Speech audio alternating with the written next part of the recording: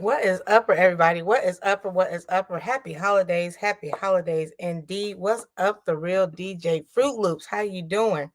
Thank you so much for coming in. I'm trying to get this little piece of lotion. Happy Christmas Eve. Merry Christmas Eve to everybody. Hope everybody's doing amazing. I'm your girl, the one and only Miss T with the T. And today we're going to be talking to MC Marcus Chapman. He is a special part of the community because he is a producer. Uh-oh. He's a producer, author. Hey, Tamika Davis, how you doing? Happy holidays to you.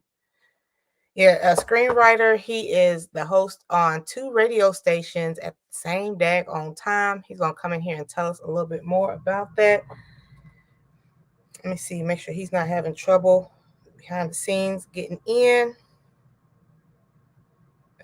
There he is.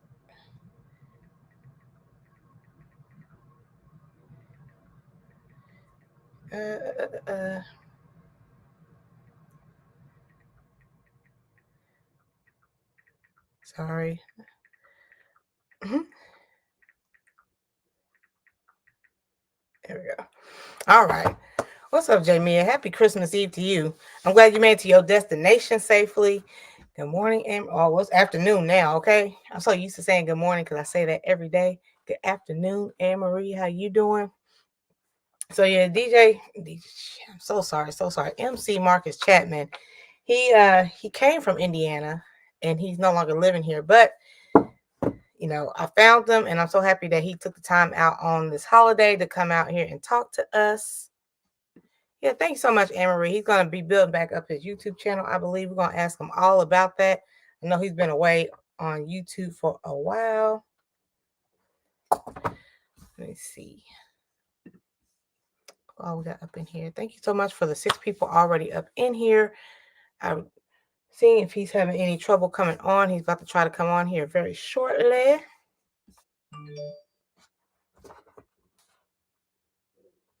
Okay, he's trying to get in now. Boop, boop, boop. So how's everybody's holiday been going? This day is flying by. Let me tell you that I went by the P.O Box, went to the grocery store and everything, and it's already 1 o'clock already. And I was told by Mr. MC Marcus Chapman that the Bears are playing today at 3:45. So he's not going to stay with us too long, but he's going to come in here and say a few words and let us know a little bit about him and what he does. Tamika saying hi to everybody in the chat. Even though I am a Colts fan, I'm not going to hold that against them. It's all good. It's all good. Country hustle. What's up? Good afternoon. Happy holidays to you. Hope everything is doing, everyone is doing amazing. Blah, blah, blah, blah, blah. Everybody got your all your last minute Christmas stuff and everything together. I just literally just put my daughter's stuff like in a box so she can just open it. Everything is like right there. Boom, boom, boom. This year there's no 3 or 4 boxes and all that kind of stuff. No wrapping. It is like a cute little decorative Christmas box, but everything is pretty much in this box. She opened it. We are cooking and watching Christmas movies. I'm going to be doing that. My aunt's supposed to be coming over here a little bit later on. So without further ado, we have the one and only, the host of Jam 98, as well as Jet Set FM Radio, MC. Do I have to do it special? MC, like Arsenio Hall, MC Marcus Chapman. Arsenio Hall, that's funny.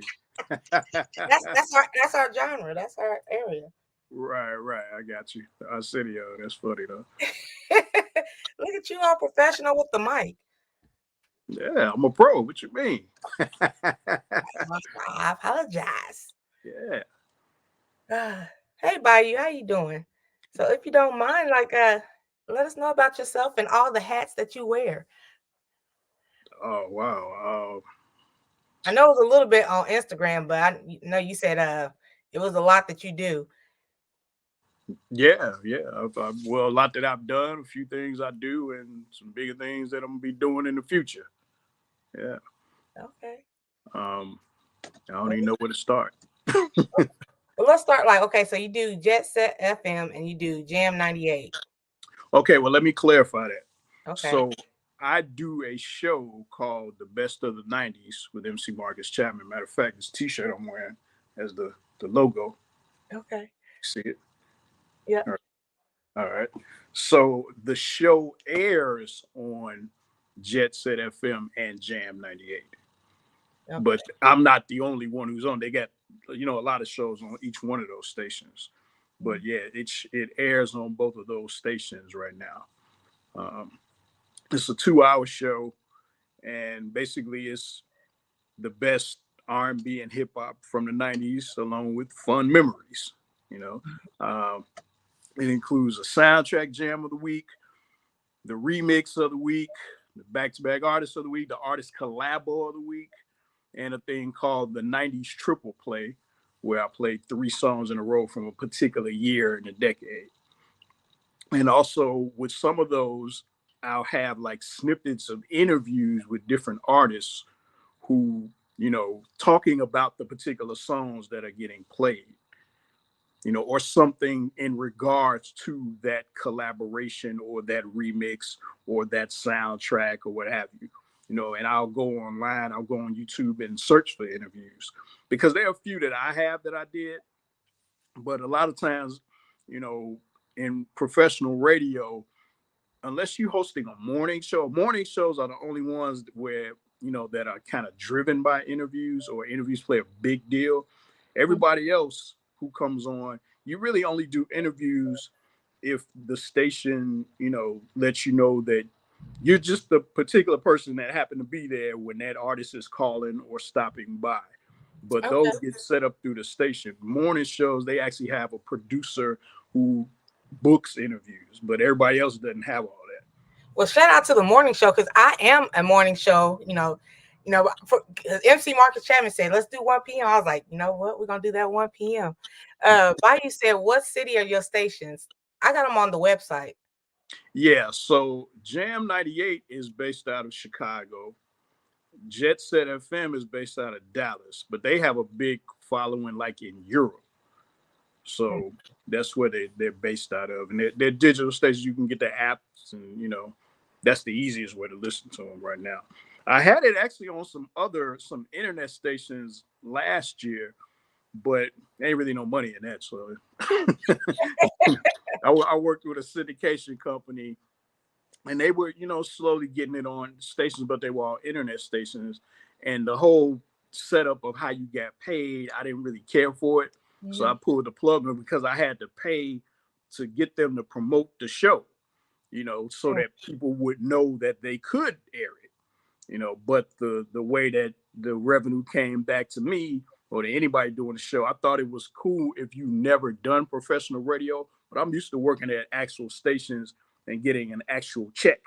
Mhm. So the way they had it wasn't working for me. So I was like, you know what, skip this. I'm gonna stop this, and then I started it over because originally the best of the '90s, it wasn't my idea. The show, I was asked to do this show by First Lady Chris Henderson. She was the program director. She was programming a station here in Chicago that was on FM, and then they switched to digital because the FM signal wasn't that good. And so that was 2 years ago. And then she stopped working with them. The station owner didn't really care for my show because she's like one of them people that don't like hip hop at all. Mm. So, she didn't really want it on there no more, which was fine with me.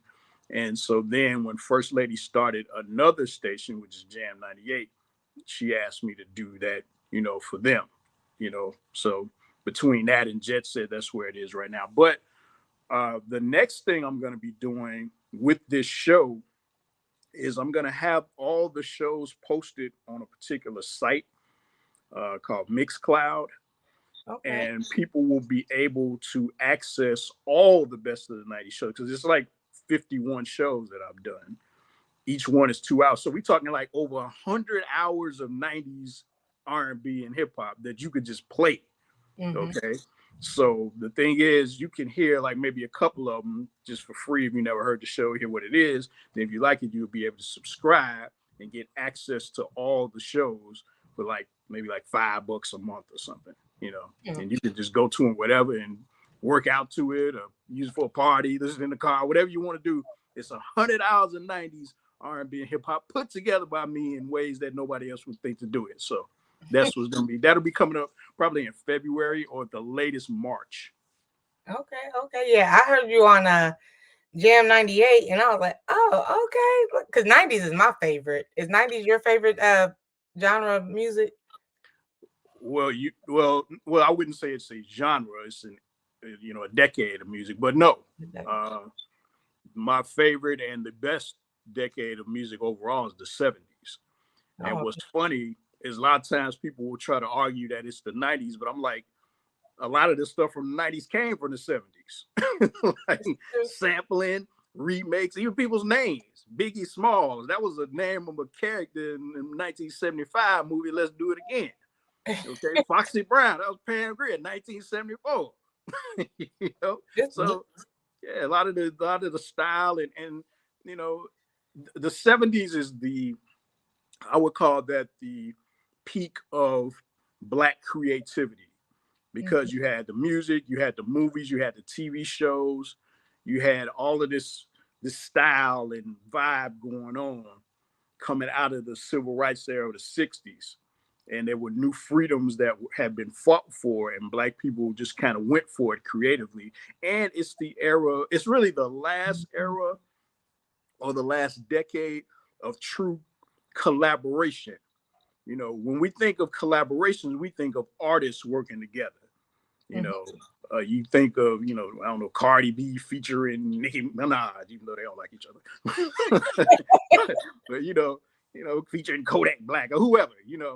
But in the 70s, you didn't have a lot of artist collaborations, but the music itself was created through collaboration because you had musicians working off of each other and vibing off of each other. Like a perfect example would be Al Green.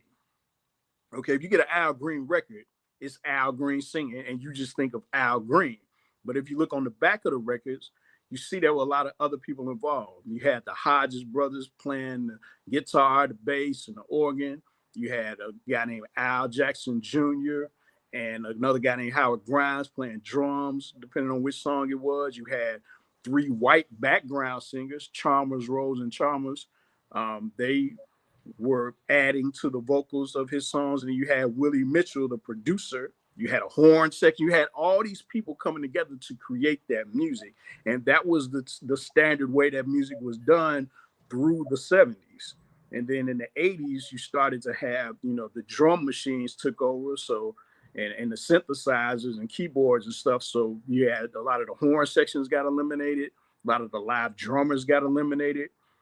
So it wasn't as much collaborating, with people making the music. It was more likely to have one person just doing it on a computer or on a machine. And that's kind of where we are now. And it's a lot different having music that's created by one or two people than it is like 10 or 12 people in a band or studio musicians creating things and working off of each other. Happy Max said, "Can we forget the 80s?" No, that's when I was born. We can't forget the 80s. We can't let that go. Well, the 80s had some good stuff, but the 80s was probably the the worst decade for black people overall in this country. And it's weird because you had really successful black people, Oprah Winfrey, Michael Jordan, Michael Jackson, Whitney Houston, Lionel Richie. You had artists selling 10 million, 12 million records. But then you also had people on the total opposite end of the spectrum. It was like the haves and the have nots. A lot of people, because Ronald Reagan was president, he cut out a lot of the arts programs. So you didn't have, young kids learning instruments because they wasn't nobody there to teach them. That stuff was gone. And then economically, it hurt a lot of black folks. So you had on one end of the spectrum, the real successful, then you had a whole lot of homeless, and you had the crack epidemic come up. So yeah, aside from the rise of hip hop, the 80s wasn't really a great decade for black Americans in general. And so that's one of the reasons why the 90s became such a big deal, because things started to turn around and it was more celebratory, kind of like it was in the 70s. So that's why the 70s and the 90s are the two most beloved decades for black folks in this country, especially when you're talking about art. Okay. Okay. Well, thank you. Thank you for breaking that down for us. Yeah, Did that's what I do. I do that kind of stuff. you, did you want to tell us about the best man of the '90s with MC Marcus Chapman? No, the best of the '90s. That's what we were just talking about. Sorry. Like for those who have missed, like where can we like rewatch it or anything anywhere we can like find it? No, no, that's the show, the radio show, the best of the '90s. Yeah, Oh, yeah, okay, my bad, my bad. yeah. That's what we were just talking about. Okay, let me see. If anybody has any kind of questions, we are here for about another 30, 45 minutes. I just want to thank you for taking the time out this holiday to talk to us. Oh yeah, no problem. Yeah, see, I had a little free time because I'm a big football fan. My team is the Chicago Bears. They normally would be playing right now, but they playing the Arizona Cardinals, and I guess because Arizona is Pacific time, they didn't want to. I guess the NFL didn't want to put them at a disadvantage by having them having to play so early. So they're playing in the second time slot, which is 3:25 our time, 4:25 Eastern time. So they pushed the game back instead of having it scheduled at 12 o'clock, which would have been a little bit more of a time advantage for the Bears. So Okay. yeah, so this game's on right now, but I'm not a guy who just watches football all day. Normally I watch my team and I'm good with that. After that, I just look at the highlights and hear the analysis over the next couple of days. Okay. Let me see. Hackman Max said '80s just had no solid musical direction. Finding its feet. '90s hip hop is what. I totally disagree with that. That is not true. That's only true for people who wasn't into music in the 80s, wasn't buying music in the 80s. As a matter of fact, when you talk about hip hop, a lot of times people look at 90s hip hop as being so great, which a lot of it was, but the cats in the 80s built the foundation that made it possible for all that other stuff later. Because the golden era of hip hop started during the 80s. I started listening to hip hop heavily in August of 86. I was aware of it before that, but in Chicago, we had the house music scene going on in the 80s, and that was so big. I didn't really pay that. It was hard to pay a lot of attention to rap. And that's another thing, too. The term hip hop, we know it's the culture, but in the 80s, people just focused on the music more so, and it was rap music. You never heard anybody talk about hip hop culture, hip hop music. Hip hop was just another word that we knew was associated with rap, but it was about rap music. When people played it on the radio, they played rap. When you talk about it, you talking about rap. Okay. Yeah, you had the break dancing. That was popular for a minute. 84, 85. By late 85, 86, that was kind of not really a major part of the scene anymore. You had graffiti, but that didn't really translate that much outside of New York. All the graffiti I saw growing up in Chicago was gang related. It wasn't no artistic graffiti. Like that wasn't really something that we associated with it. But the rappers in the 80s, Run DMC sold 3 million copies of Raising Hell in 86. That was the first true undisputed classic hip hop album. It's the one that got me into it, but that opened up a lot of doors. And then right after that, you had the Beastie Boys with License to Ill that came out in late 86. That was a big album, and a lot of white kids For your life. really got into it because of that. And then you had LL Cool J Big and Defra, which was the album with I'm Bad, I Need Love. That was like the hardest rap album that had ever been made up to that point. And that sold almost 3 million. So those three albums kind of laid the foundation and let people in the music industry see this rap thing was bigger than just being some kids in the ghetto in the streets. Like these cats can sell millions of copies, and that opened the door for a lot of other rappers to get record deals. Because after that, you started to have a lot of the legends who, well, they weren't legends at the time, they became legends, but they were able to put their first records out. People like Heavy D and the Boys, Big Daddy Kane, Salt and Pepper, all of those acts came out of that, those three albums selling so big, and then they were able to sell gold and platinum for the next few years, and that built it up to the point where I'd say the golden era to me is 86 through 92.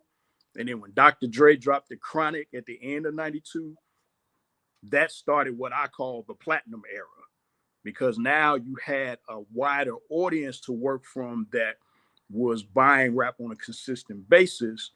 Whereas the cats in the 80s, EPMD and Public Enemy and all them, they sold well, but they wasn't selling 3-4 million like Dr. Dre, Snoop Dogg, and Big and Pac and all of them were able to do, because the doors have been kind of kicked down to where white kids, it was okay for them to buy the rap. So that opened the door for that. And then later on in the 90s, you had DMX and Jay-Z and Puff Daddy and all these people selling millions and millions. And it just went on into the 2000s until we got to the point where, you know, people stopped buying music altogether for the most part. Okay, okay. Let's see. It was YU is in here. She's saying showing her favorites. She loved Run DMC. The Fat Boys was dope. Can't Yeah. forget Biz Marquee. And welcome in Edna. She's driving but listening. Yeah, those were dope. Those were dope. Yeah. I did love that LL Cool J. I Need Love. That was one of my favorites. Yeah, well, that album, Bigger and Different, that's my second favorite album of all time. It's my favorite hip hop album, rap album, whatever. But that's my that's the second most influential album for me personally. I don't think there would be an MC Marcus Chapman radio personality with the same attitude if it hadn't been for that particular album, Bigger and Different. That album was very big for me, because see, when I first started listening to rap in '86, all the major artists were groups. Mm-hmm. Run DMC, Houdini, Fat Boys, Beastie Boys, they were groups. The only solo rapper that was on the same level as those groups was LL Cool J. Okay, so when he came out, actually, it's funny because I didn't even like him at first. First time I heard LL Cool J was I Can't Live Without My Radio. And I never forget, I was in the car with my mom. We were coming from the mall, and she had stepped out for something, and I was just in the car with the radio on. And I remember him coming on with that song. He, don't touch that dial, I'll be upset. Might go into a fit, rip off you. And I was like, man, who's this dude? I can turn the station if I want to. I ain't got to listen to you on your radio. What you hollering about having a radio? I got a radio too. And, you know, but then I heard a few other songs he did, like Dear Yvette and Rock the Bells. And, you know, I was like, he had one, You'll Rock, the remix to that. I was like, okay, I'm kind of digging this dude. And then when he came out with the I'm Bad, that was a big statement, because it's easy. And I had already learned this. I was like 14 at the time, 13 going on 14. It's easy for guys to talk about how bad and tough and great they are when they got other guys with them. You know, you're always bad when you're with your boys and all, but can you stand up on your own and have that same energy and have that same level? You know, and he showed me that if you're great at what you do and you're doing something that other people respect but maybe can't do themselves, then for you to stand up and say you're great, you got to really live up to that. But it's possible to do. You can do that without having to be with other people. You know, even though he had a DJ, he had his boy used to hold the radio on stage and all that stuff. You know, E-Love, he just stand there, he ain't really say nothing. But LL Cool J was the marquee person. It was his name on the tickets. It was his name on the record, his name on the concert marquee. So he was standing up on his own. And so as a young guy coming up, that showed me that it was possible to do that and be an individual instead of having to focus on being in a group or a crew or a posse and all that kind of stuff. You know, so that was a big record for me. So you said the LL Cool J album was your second favorite. What was your first? My favorite album of all time is by Parliament. Oh, wow. Okay. Called The Motor Booty Affair. It's best known for the song Aqua Boogie. That was a #1 hit. Okay. Welcome in, Sunshine. What'd you say? No, I'm just welcoming newer people coming in. Oh, okay. Okay, gotcha. Well, why was that your favorite? Oh, man. Well, first of all, it was released. That's my favorite group, period, out of all artists. Parliament Funkadelic. Group so bad they had to have two names. They had Parliament records, they had Funkadelic records, but I got turned on to them when they were actually out in the late '70s. Um, I first heard them at my uncle's house, playing the Mothership Connection out with the spaceship on it, and Tear the Roof Off the Sucker was the big record on that. And but then I had younger, well, they were younger than my uncle, but they were older than me. I had cousins who were teenagers who they were heavy into all the funk bands at that time. Barcades, Brothers Johnson, Rick James, everybody Confunction, Cameo, Commodores, all of those bands. They were heavy into that because that was the hip hop of that time. That was the music that younger people were into. Older people liked some of it, but in some cases they thought it was a little too loud, too rowdy, you know. But they were into that music and they saw that I liked it. And so instead of telling me, oh no, this ain't for you, you too little, get out of here, wasn't none of that, this grown folks music, wasn't none of that. Mhm. They encouraged me to check it out myself, So the first album I ever got was from a record store, was Parliament album Funkadelic versus the Placebo Syndrome, which is best known for Flashlight. That was the big Mm. record, even though Flashlight wasn't even a cut yet when I got it. But that was a big, and it came with a comic book and a poster. Okay, so that was cool in itself. All right. So then after that, they did One Nation Under a Groove as Funkadelic. Bootsy was real big at that time, Mhm. and they had the Brides of Funk Stand. And then it was time for the next Parliament album, and I actually saw the commercial for it on TV.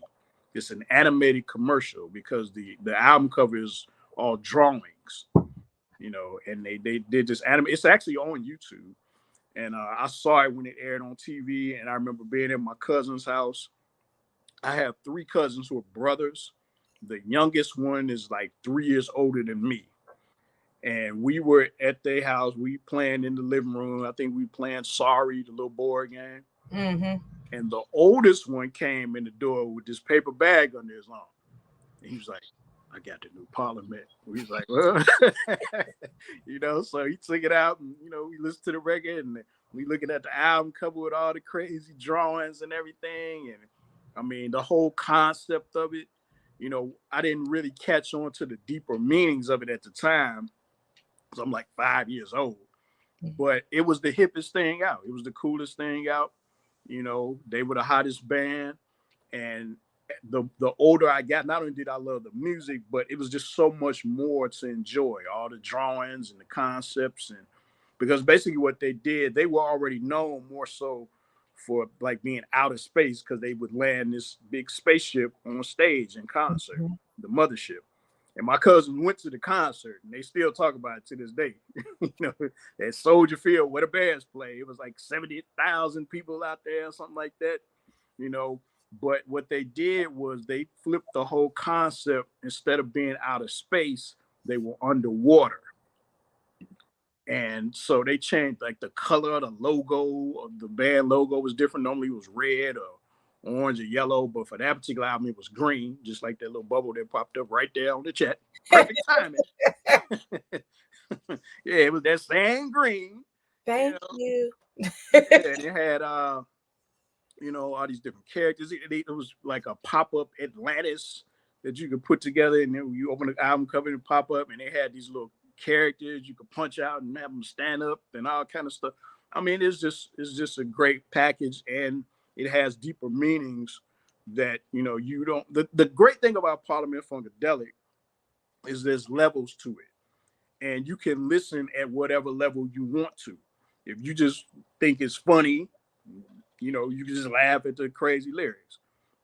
But if you want to look for more, you can read into what they're talking about because of a lot of coded language. It was wrapped up like a cartoon, but it was more to it. It was deeper than that because coming out of one of the things George Clinton always said, he was the leader of the band, was that coming out of the 60s, people like Malcolm X and Dr. King getting assassinated, Bob Marley, they tried to kill him, in the 70s, and he eventually died in 81, was that he saw that if you had a heavy message, you became a threat, Mm. and they would come after you at some point in some kind of way.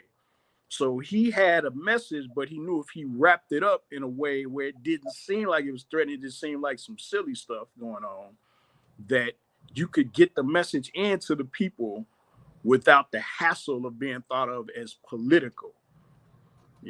He talked about in his autobiography how they did one show, and because they had the spaceship, the Muslims started following them. They would come into the concert in the front row, like, preach the word, brother George. He'd be like, wait, what? Like, no, I ain't that heavy now. So he started telling jokes and saying all types of obscene stuff, which he did anyway, just to show that it was just a party. But it wasn't just a party, because you could get deeper into it just like the Muslims. But he knew if he brought it to people that way, it was going to be too much and he could get shut down. Mm-hmm. So he wrapped it up and had it more like cartoonish and all these crazy words and lyrics. But if you're really paying attention, you'll see that it's about, deeper stuff that's very thoughtful, that's thought provoking. Okay, well, thank you. Let's see.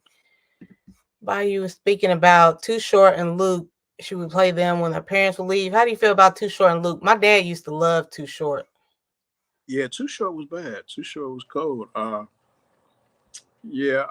The thing about it back then, we were smart enough as teenagers to not play the stuff around our parents. You know, at a certain point, I don't know what happened where kids start thinking it was okay to play stuff with curse words in front of their parents. Hell, one of my Parliament albums almost got taken away because they was cursing on there on the Parliament Live album. I was so young, I didn't even know they was cursing. I'm just listening to the music. And I remember my sister coming in the living room, oh, you're gonna have to listen to the other one. I was like, oh man, what happened? But at a certain point, I don't know what happened where people start playing songs with curse words in front of their parents, or vice versa, the parents playing in front of the kids like it was normal. So that's things kind of went off track when people started doing that. But that kind of music, Too Short, NWA, Luke, all of that stuff wasn't as accessible back then as the music is now, that kind of has the same vibe. Mm-hmm. That's the difference. Kids now can just go on the phone and play anything or see anything, whereas before it was a little more restricted. You wasn't gonna turn on the radio and hear Too Short, Freaky Tales on no regular radio station. Nah, You hear it on the college station at night after midnight. after Yeah. dark. Right, but not just on a regular radio station. So you knew that it wasn't something for just mass consumption like that. So that, I think that's the difference. Funny, I have a Too Short story. I met Too Short. Well, here's what happened. In 2001, I was in Dallas, working at one of the radio stations, and Too Short came to town for a show at the Hot Club. It was a spot called Club Phenomenon. Now, keep in mind, 2001, this is after Too Short's heyday with Freaky Tales and Life is Too Short and all of that. But it's before Blow the Whistle. Okay. So it's this in between time where if you didn't really know his music from earlier, you might not really know too much about him because he hadn't blown up again like he did with Blow the Whistle. Okay. So at the time, he comes to this club, and the setup was the way the club was, you had to go through the kitchen and through to get to the DJ booth, and you went from the DJ booth to the stage. Okay. So myself and some of the other people who worked for the station, we were in the DJ booth, and there were these two girls that used to always be at a lot of these parties. One was Italian and one was Mexican. And one of the guys at the station was messing around with the Mexican girl, and this was her friend, and they were there. So Too Short is on stage doing his show, and everything's cool. When he gets off the stage, he goes over to the two girls, and he's like, "So what's up, y'all? Want a menage or what?" Right. and they were a little younger than us, you know. So they didn't know his earlier music like that. So they was like, "Ooh, he's ugly." You know, they didn't, you know. Now if they had been a little older, or if it had been a few years earlier, I think he probably would have pulled it off, you know. But Mhm. yeah, at that point they he was just like an old rapper to them, so you know they wasn't really with it. But I thought it was hilarious because to me it proved he wasn't lying on them records. Mhm. Like that's his real personality. He ain't making that up. So yeah, that was funny. Oh man. So Anne Marie keeps dropping your YouTube page. Do you plan on coming back to YouTube? I never left YouTube. Well, YouTube is like my I use YouTube almost like a storage space okay. because I have a lot of like back in I want to say 2009 maybe I went back and converted a lot of my old radio shows from cassettes to MP3s because we used to record on cassettes. Most radio stations, even now, they had it set up, Lloyd, when you turn on the microphone to talk, it would automatically record as long as you had a tape in there or a CD, whichever setup it was. And so I had all these tapes of shows that I did in Chicago, Indianapolis, Dallas. We were recording on a mini disc, which was supposed to be the next big thing, but never took off. So around 2009, I was converting all of those old tapes and CDs into MP3s. And then in 2015, I want to say, I got this program on my laptop called Windows Movie Maker, where you can take audio and add pictures and turn it into a video. So I started doing that with all of my old shows and posting them on YouTube. And to keep it organized, I made a playlist for every year of my career. So there's a playlist called Before I Was Good from 1996 through 98. You know, some of the earliest shows I did here in Chicago. I actually have a playlist of my college shows, but most of those videos got blocked because it was all the music playing, you know, in full. Like when you record from a radio station, once you turn the microphone off, it stopped recording because you're not trying to record the songs. You're just recording the talking parts and the phone calls and stuff. So yeah, I have a playlist for every year of my career. There's an Indianapolis playlist, actually two, one from 99, one from 2000, Dallas 2001, 2006, whatever, you know. And then in a few years ago, I started making playlists of like compilations that I made, tapes or CDs that I had made to listen to in the car. I Mhm. switched them once I started streaming in the car instead of playing CDs. I started recreating some of my old tapes that I'd ride around to just so I would be able to still do the same thing if I wanted to. And then also I would make little compilations for particular artists. So you know how like artists put out a greatest hit CD, All right. best stuff.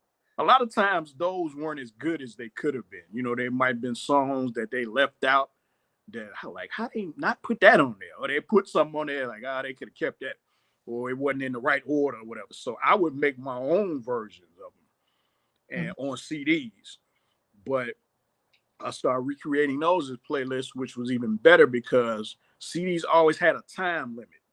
So a lot of times it might be a song or two I wanted to include, but it just wasn't no room for it.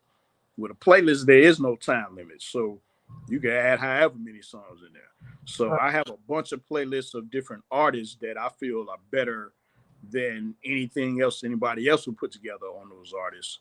And, you know, so that's on YouTube. Those are on YouTube as well. So yeah, I'm not, that's always going to be there as a storage space for me.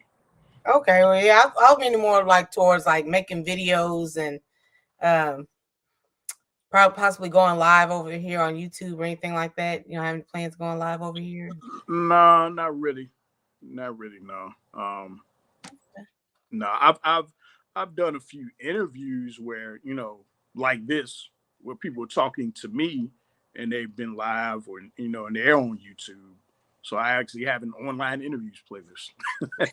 Yeah. There's not a lot of, and then I got my TV stuff, clips of me on TV Ones Unsung. I got a playlist for those, you Okay. know. But yeah, All right. Well, I do thank you for your time. I have all your information down below, your Instagram, and Anne Marie's been dropping your YouTube and everything else. Um, like I said, he's on Jam 98 from 5 to 7 p.m. Central Standard Time. I got Central Standard because I'm Eastern. Is right. there anything else you want to say to the people before we head out?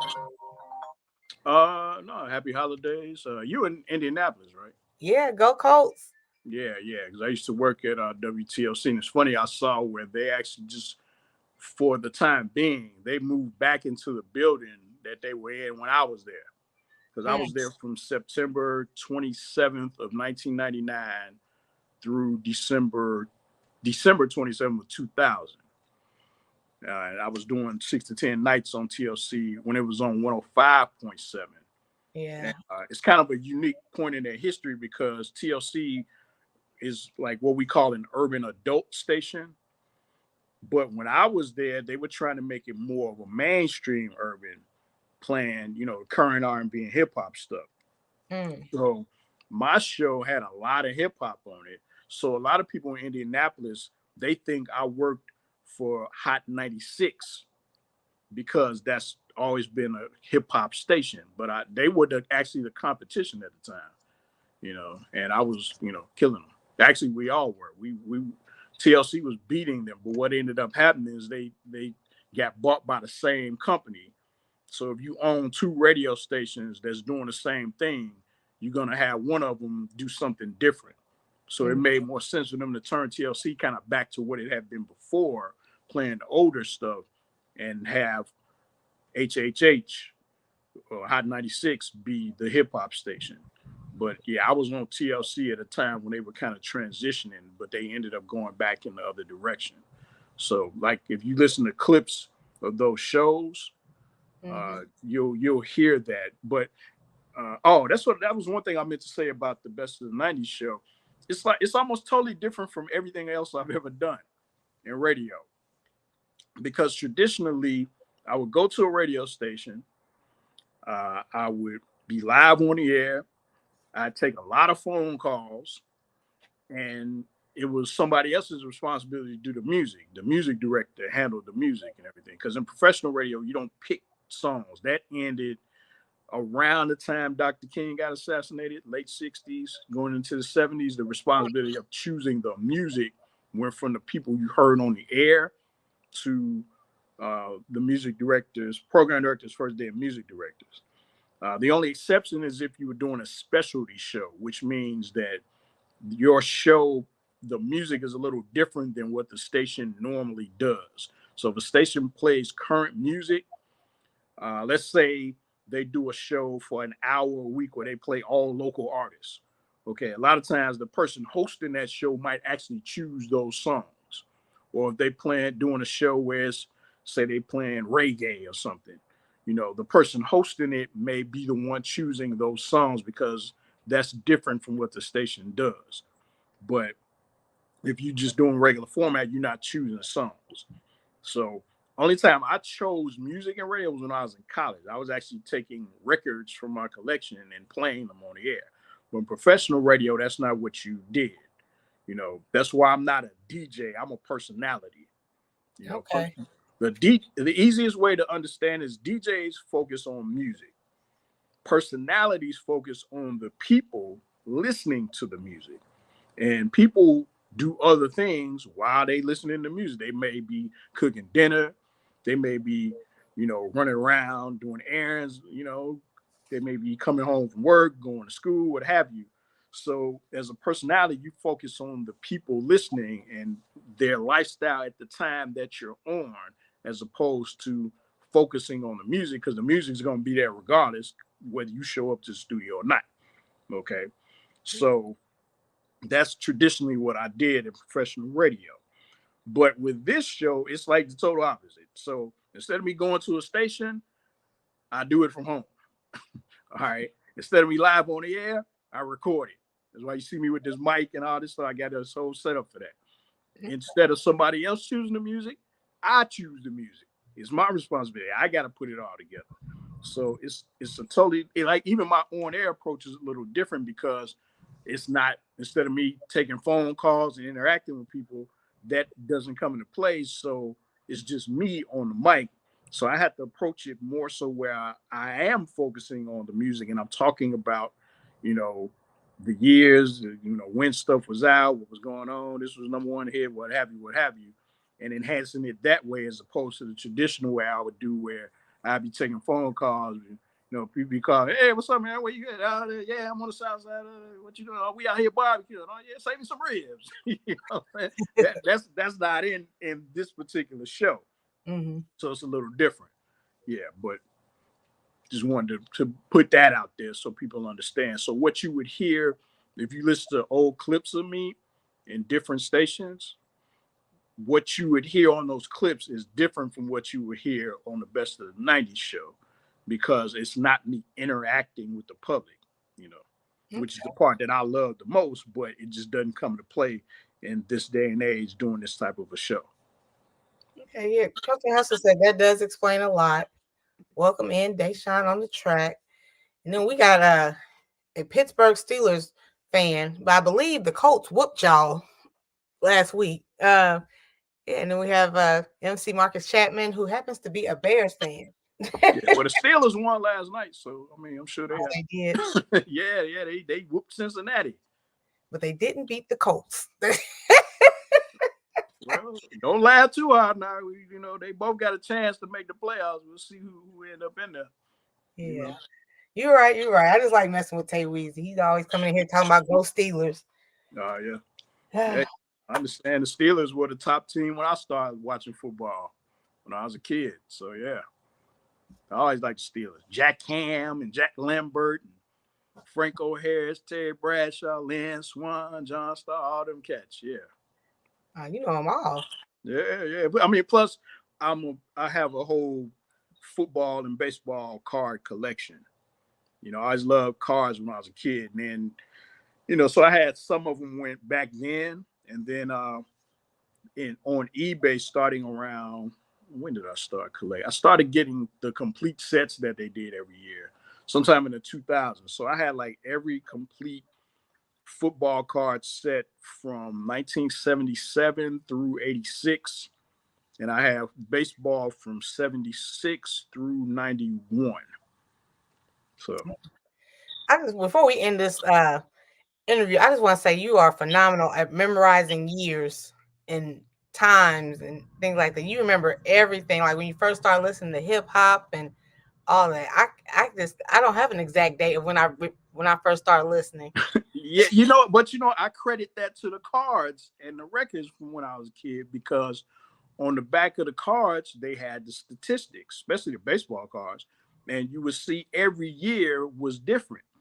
You Mm. know, a guy might have hit 30 home runs in 1977, and then 78 he might have only hit 12. Might have got hurt or something. Every year was different. So I still remember particular stats from particular years. Like I know Rod Carew hit 388 in 1977. Jim Rice had 46 homers in 1978. 79 he hit 39. So every year being different made me think of years. The same thing with records because they would put their year on the back of the record. So Mm. I know this Commodore's album is from 77 and that's different from this one that's from 76. Like you can tell the difference. So because that started so early, I always remember, and I tend to associate things together that were going on. Like if you don't remember when something happened, you tell me what was the hot records at the time, I can tell you what year it was. Like, I've had people trying to argue with me stuff like that, especially if it's like late 90s, early 2000s. I can really tell you because I was listening in different cities. I was living in different cities and working at different radio stations. So if somebody tried to argue with me and tell me, Nelly Country Grammar came out in 2001. No, it didn't. It came out in 2000. I know because 2000, I was in Indianapolis and I had Nelly in the studio when that song was out. 2001, I was in Dallas. So that's a different thing. So I don't know. I'm a years guy. I know every year is different.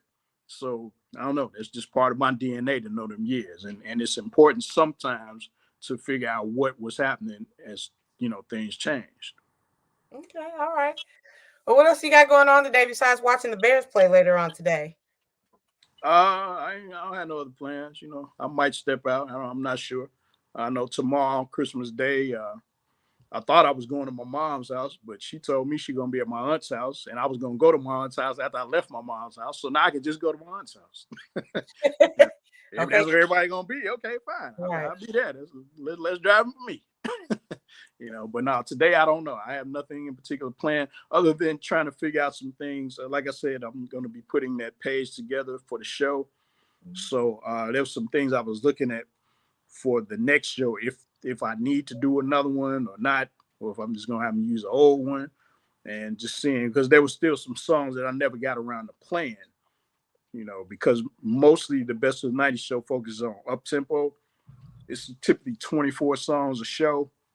Maybe three of them might be slow, maybe four, but for the most part, it's up tempo. So, because it's a party atmosphere, you slow it down a little bit, but not a whole lot. So, yeah, so that I may look in, see doing some stuff with that. And the shows are recorded in segments. So there are 8 different segments for each show. 2 segments is just one song at the bottom of the hour, but the other ones have more songs than me talking. So because they're recorded separately, for me to post them on the page, they're gonna have to be put together. So I did that a couple months ago with maybe, I don't know, 15, 20 shows. So all the other ones are going to have to be done that way as well before I post them up on the page so people to be able to hear all of them. So I may do a little bit of that, or I may not do a damn thing. Who knows?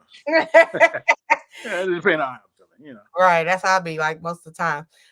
Country Hustle say I always was curious about who controls the music selection on the major radio stations. I have noticed the change over the decades and how it controls the masses. Yeah. Yeah. Well, like I said earlier, years ago, before most of us were born, the people who were talking controlled the music. That's why they were called DJs, disc jockeys, and personality jocks, and all this stuff. And then that changed to program directors and music directors. Over the past few years, what's happened? So to really break it down, 1996 was the beginning of everything changing because Bill Clinton signed this act where the companies could own more stations than they could before. So that kind of initiated the corporate takeover. It didn't really happen right away. It took a few years for it to kind of kick in. But I'd say by 2000, you started to see the effects of it. And then by the time you got to like '05, '06, it was really, really happening. So these days, within the past few years, a lot of radio stations don't even have a program director or a music director. They may have one person in a city who is kind of like the supervisor of all the stations that a particular company has in that market or certain types of stations, but the programming may be coming from a person whose job to do that nationally for all the stations of a particular type, so it's not, they and usually what they did was, people used to call and request songs and all that. That was mainly used to gauge how the public liked new songs. Once their song was out for a while, people didn't really call for it no more because they knew it was going to come on eventually anyway, and they'd be focused on something else. And they would do research to test the songs out to see how people like them. They would do these big auditorium tests, and they play people snippets of songs. Matter of fact, if you ever in the '90s, early 2000s, if you ever had a CD single, a lot of times you would have they would send promotional copies to the radio stations, and they would have the radio edit of the song. It might have a no rap edit if it was a rap on an R&B song. It might have an instrumental, and then it would have something called a what do they call it? Call out research hook. It would be like 10 seconds, and we used to be like, "What is that?" Well, those little 10-second hooks is what they would play people when they would do call out research. They would call people on the phone and play these hooks, and they'd ask them, is this one of your favorite songs? Are you familiar with this song? Are you sick of this song?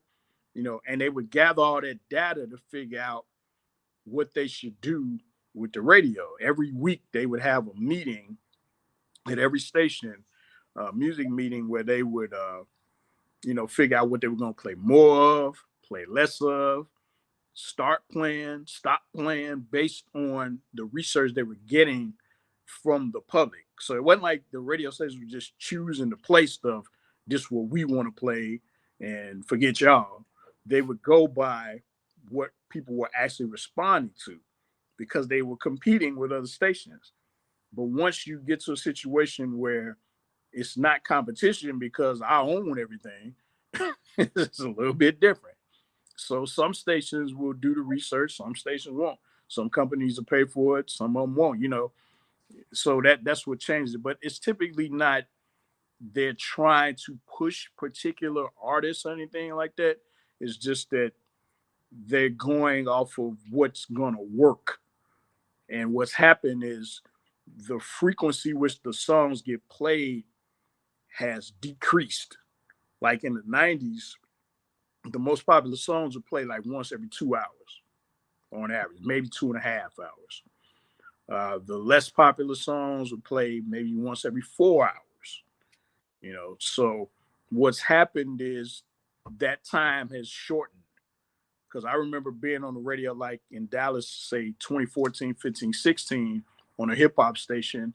And the most popular songs, if I was on for 4 hours, I might hear one song 3 times during my shift because it would come on like maybe once every hour and 15 minutes instead of once every 2.5 hours or 2 hours, you know. So that's why, and that's not really what the songs were meant to do, but that's what's how some stations program. That's and it depends on the format too. Like urban stations typically didn't do that. That was more what we call churban, CHR, Mm-hmm. contemporary hit radio, which is basically stations playing black music, but they're playing it for white folks or Hispanic folks. Whereas the personalities probably weren't black, but the music was. But they have, white guys or Hispanic guys as the on air people, but you would still hear, a lot of black music that was crossing over. So that's how you can always tell. If you go to a radio station website, you can always tell, like, regardless of what the music is, you can tell what kind of station it is or who their target audience is by the personalities on the website, you know. So I always thought that was funny, especially since a lot of those stations, their personalities would just use one name. I noticed that, it's Jenna in the midday, Brad in your afternoon. Like, Brad who? Like, who are you? you know? They just use that one name. Okay, short and simple. Yeah, so it's hard to build, a following of people when all you know is when I remember, matter of fact, when I was in Atlanta, I would listen to the classic rock station down there a lot of times. I'm a rocker too. And there was this one white chick I would hear on the weekend. I heard her maybe 7, 8 times. I never heard that woman say her name at all. I had no idea who this woman was. Wow. She ain't say nothing. It was always weird to me because it's like that's like walking in somebody's house and not speaking to them. Okay. You know, I but do. that's what they was told to do. I be trying to be like, who am I talking to? Who is this? I know exactly what you're talking about. Yeah, I mean, I had a programmer tell me once I was saying my name too much. I didn't hear that. That was in 2007 when I first heard that. I was like, huh? Like, what you mean? Like that was part of letting people know who you were, like coming up with ways to get your name out there and the station, the bigger your name is, better it is for us, but totally different attitude at a certain point. Right. Let me see. Anne Marie said, thank you so much for coming on the channel. We really appreciate you sharing all this information. And she also dropped your YouTube link again. So, you guys, if you want to check him out, let me make sure I got this right. Jet Set FM from 2 to 4 p.m. Central Standard Time. And then Jam 98, you are on there from 5 to 7 p.m. Central Standard Time. Right. Same show, but the stations run it when it works for them. Right. Yeah, and then like I said, sometime coming up soon, probably February, March at the latest, there's going to be a situation where you can hear all those best of the '90s shows and just playing whenever. You know, you can hear like one or two just to get an idea if you had never heard the show, and if you like it, you can subscribe and have access to all of them. Was just as little as $5 a month. I used to sell tapes in college in the '90s. $5. The tape didn't have but 16 songs on. These shows got 24 songs a piece. 50 shows. That's over 1,000 songs for $5 a piece. Not $5 a song. That'd be too much. Right. It's $5 a month. That's it. That's all it's gonna take. Yeah. So that'll be coming soon. Ooh, excuse me. So thank you again for your time. Enjoy the Bears game. I guess I'm about to sit here and get dinner together. And yes, thank you. Brazilian Dad said kept it 100. Thank you so much. Everybody appreciates you. Oh, and just one last thing, real quick. The biggest thing I'm dealing with right now is working on getting this film made. I wrote a screenplay about the early part of my career from 1995 through 2004. Mm-hmm. Yeah, so right now we're in the funding stage. There have been some movies revolving around radio, but none of them have really given what I feel is the true radio experience that people could really relate to. So because How would there's a they difference contribute? between what'd you say Oh, so if they were wanting to contribute, how would they contribute? to the film. Yes. Well, no real way to contribute right now. Are you talking about for funding? Oh, yeah. Yeah, well, I'm working on dealing with investors more so. Oh, Investors, yeah, yeah, but it's not gonna be like a GoFundMe and nothing like that. The contributing would take place once we do it, and then you watch it. okay. Once we have the trailer and people are able to see it and share it, yeah, that'll be contributing. But right now it's more so on myself and the other people I'm working with to get to, because it's not gonna be like one of them little Tubi movies where nothing against Tubi, but some of the movies you be like, man, really, like that's what y'all did? What y'all film this on the phone? It's not gonna be like that. It's not gonna be $100,000, $200,000 movie. This is gonna be like more of probably about a $3 million movie, which that's not even big budget. Big budget, is when you got car crashes and explosions and CGI. It ain't have all that, but it's gonna have real music in it from the era. When a lot of the action takes place in clubs and radio stations and record stores, you got to have some real music playing. So, yeah, that's going to be part of it. So, yeah, it's it'll give you a very realistic experience of being a radio personality, a young, good-looking radio personality in that era. That's important to say now because everybody on the radio ain't the same. True, true, true.